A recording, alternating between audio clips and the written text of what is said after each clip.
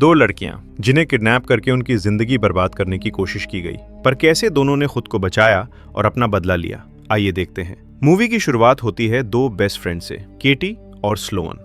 दोनों डिसाइड करती हैं कि वो 1 महीने फार्म पर काम करके पैसे जमा करेंगी ताकि न्यूयॉर्क जाकर शॉपिंग कर सके। केटी का अंकल जेसन एक FBI एजेंट होता है। ये इन्हें शहर तक छोड़ता है और इनकी सुरक्षा के लिए ये एक सीक्रेट कोड सिस्टम भी बनाता है, जिसमें इन्हें हर दिन अपने अंकल के मैसेज के रिप्लाई में अलग वर्ड टाइप करना होता है। जहां इनका पहला वर्ड होता है एप्पल।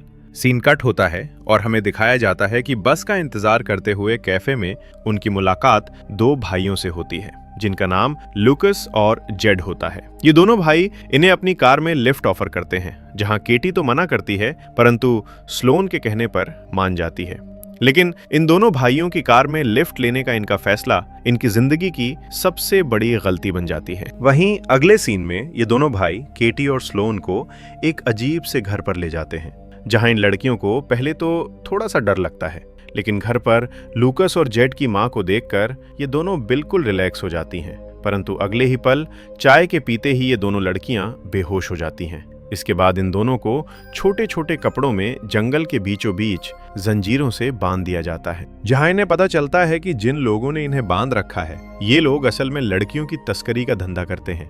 इनके पास ग्राहक आते हैं और लड़कियों के साथ जबरदस्ती गलत काम करते हैं। साथ ही में शहर का पुलिस अफसर भी इनके इस रैकेट में मिला हुआ है। ये भी केटी के साथ जबरदस्ती करता है। वहीं काफी समय तक केटी और स्लोन का कोई मैसेज न आने पर अंकल जेसन को शक होने लगता है कि जरूर वो दोनों किसी मुसीबत में फंस गई हैं, क्योंकि केटी एक ही कोड वर्ड को 2 बार भेज चुकी होती है।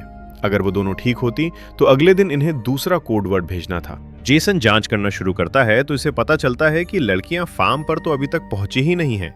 दूसरी तरफ किडनैपर्स को पता चल जाता है कि इन दोनों लड़कियों का अंकल जेसन एक FBI एजेंट है, जिससे ये लड़कियों को मारने का फैसला करते हैं। परंतु केटी इनकी बातों को चुपके से सुन लेती है। वहीं अब खुद को और स्लोन को बचाने के लिए केटी गार्ड को अपनी बातों में फंसाकर अपने दांतों से इसके गले को बुरी तरह काट लेती है। इसके कुछ देर बाद जब पुलिस अफसर किडनैपर्स के कहने पर इन्हें जान से मारने के लिए जंगल में आता है, तो ये दोनों पुलिस वाले को चकमा देकर इसकी कार चुराकर भाग जाती हैं, जहां ये दोनों एक शॉप पर जाकर किडनैपर से अपनी इस हालत का बदला लेने के लिए काफी सारा सामान खरीद लेती है। अपने बदले की शुरुआत ये दोनों किडनैपर्स के बॉस को मारने से करती हैं। इसके बाद ये चर्च के पादरी को जिंदा जला देती हैं, क्योंकि इसने भी इनके साथ काफी बार सुअर का मुखौटा पहनकर गलत काम किया होता है।